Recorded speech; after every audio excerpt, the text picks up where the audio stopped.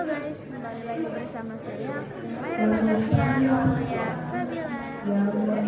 Ayo teman-teman, saksikan saya dalam Musabaqah Syarhil Quran.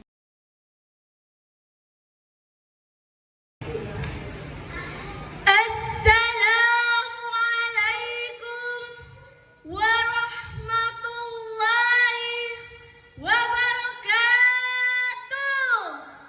Assalamualaikum warahmatullahi wabarakatuh. Alhamdulillahi wa kafa. Wassalatu wassalamu ala rasulihil mustafa wa ala alihi wa sahbihi wa man ihtaja amma ba'd. Dewan Hakim yang arif dan bijaksana dan hadirin yang berbahagia. Dalam dunia yang sangat luas dengan jarak yang amat berjauhan, tidaklah menjadi penghalang bagi kita untuk mengetahui apa yang sedang terjadi pada belahan negara lain. Audience, why did it happen?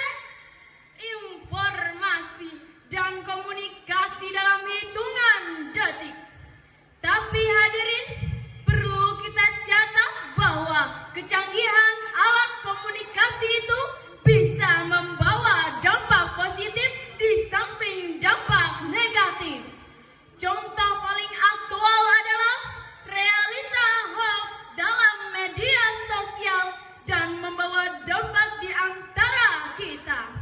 Oleh karena itu, pada kesempatan yang penuh ukhuwah ini, izinkanlah kami menyampaikan cerahan Al-Quran dengan judul Pandangan Al-Quran dalam Realita Hoax.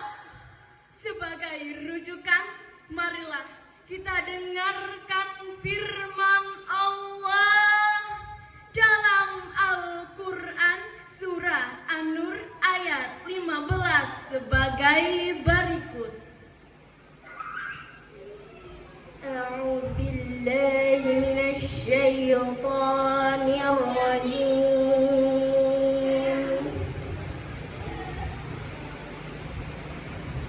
Bismillahirrahmanirrahim.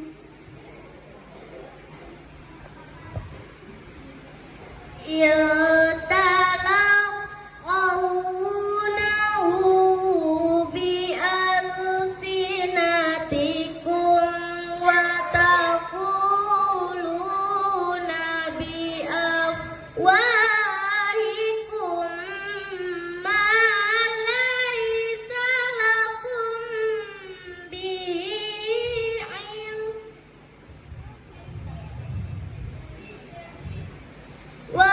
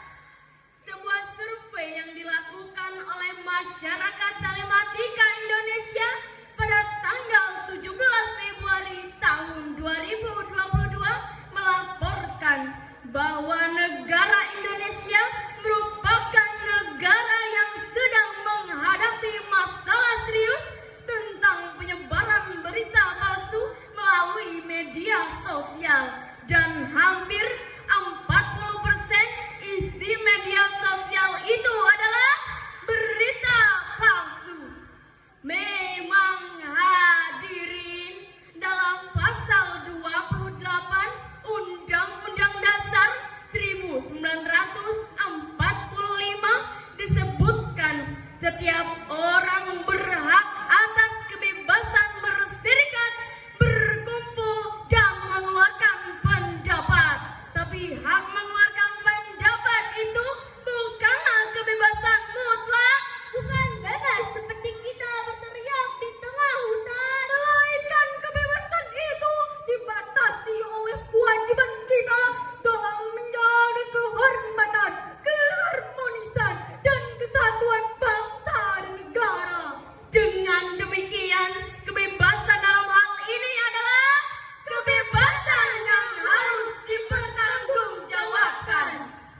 Hadirin, para produsen hoax itu amat keterlaluan saat menjelang pemilihan umum yang lalu. Ukhuwah antar umat beragama, juga intern umat Islam tercabik-cabik akibat tulisan hoax. Disintegrasi bangsa pun dalam ancaman besar. Tidak hanya itu hadirin, tiga-tiganya kita berduka atas meninggalnya para dokter dan tenaga medis serta masyarakat umum akibat COVID-19. Mereka tega memproduksi hoax.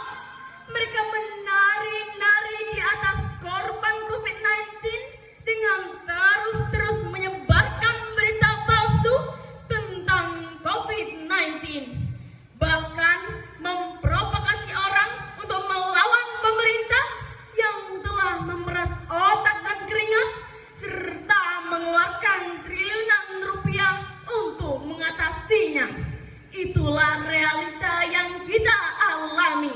Oleh karenanya, kita harus bertindak, bergerak, tidak boleh berpangku tangan.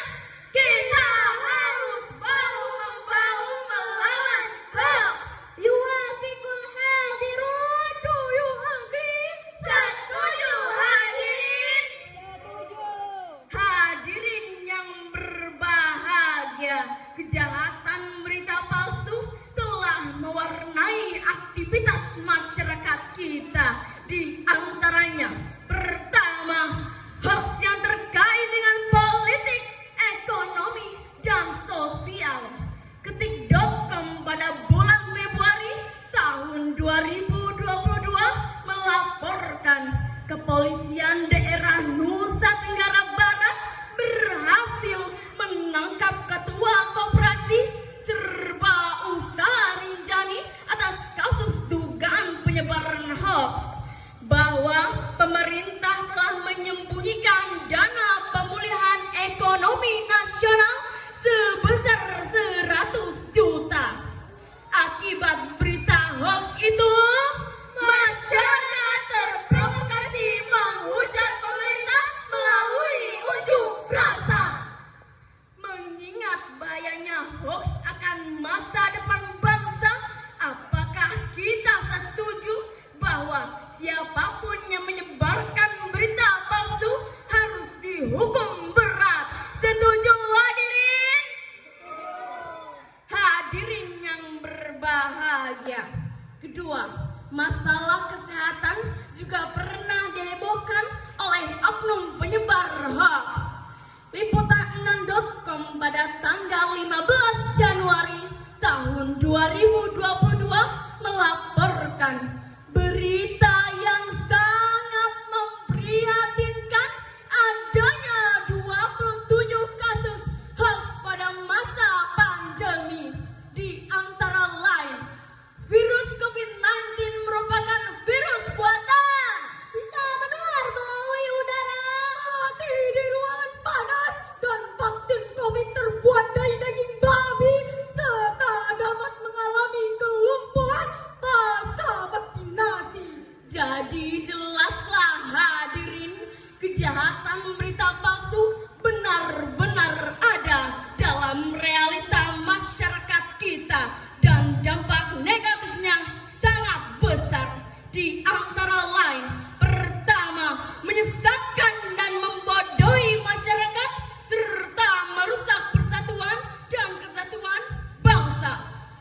kedua, mengganggunya jalan program-program pemerintah yang telah disepakati bersama legislatif. Oleh karena itu, marilah kita dengarkan firman Allah dalam Al-Quran surah Al-Hujurat ayat 6 sebagai berikut. Ya ayyuhalladzina amanu in ja'akum fasikum binaba'in fatabayyanu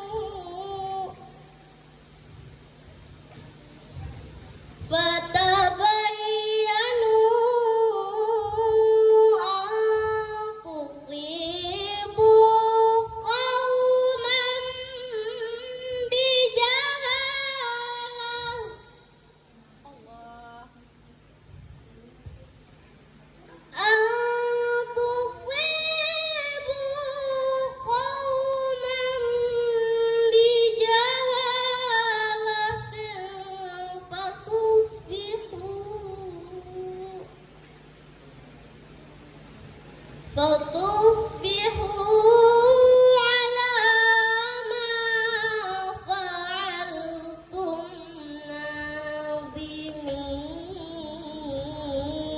نادمين. صدق Allahul Azim. Wahai orang-orang yang beriman, jika seorang fasik datang kepadamu membawa berita penting, maka telitilah kebenarannya agar kamu tidak mencelakakan suatu kaum karena ketidaktahuanmu yang berakibat kamu menyesali perbuatanmu itu.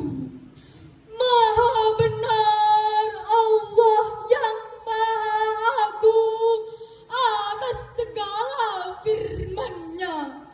Hadirin rahimakumullah, dalam tafsir Al-Azhar karya Profesor Ramka dijelaskan bahwa turunnya surah Al-Hujurat ayat 6 ini berkenaan dengan kisah Bani Mustalik. Bani Mustalik dituduh berencana untuk membunuh Al-Walid, utusan Nabi, untuk menarik zakat mereka. Padahal hadirin, berdasarkan laporan yang sebenarnya, Bani Mustalik justru datang berduyun-duyun untuk menyambut kedatangan Al-Walid untuk membayar zakat mereka.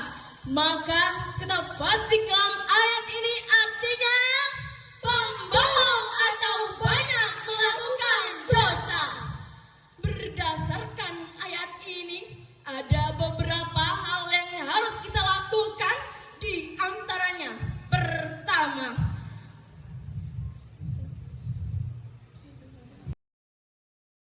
berdasarkan ayat ini ada beberapa hal yang harus kita lakukan, yakni melakukan check and recheck, yakni memeriksa berkali-kali agar tidak terjadi konflik.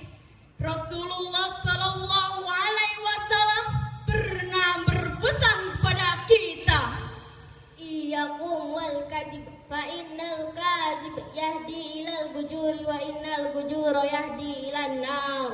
Jauhilah kebohongan, sebab kebohongan akan menggiring kepada keburukan, dan keburukan akan menggiring kepada neraka. Hadis riwayat Bukhari dan Muslim. pada kesempatan ini kami mengajak hadirin untuk menyampaikan salam rindu kepada Nabi Muhammad SAW, sang penerima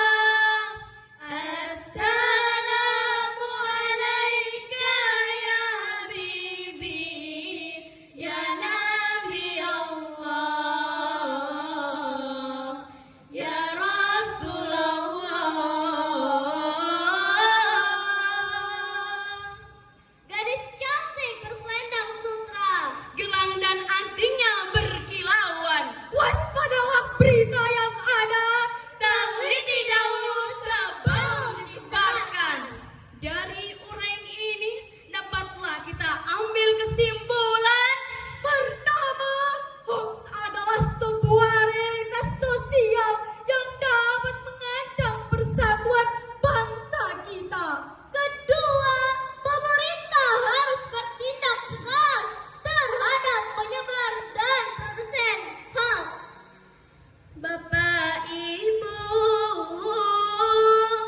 Dewan Juri, cukup sekian syarahan kami. Mohon maaf atas kekurangan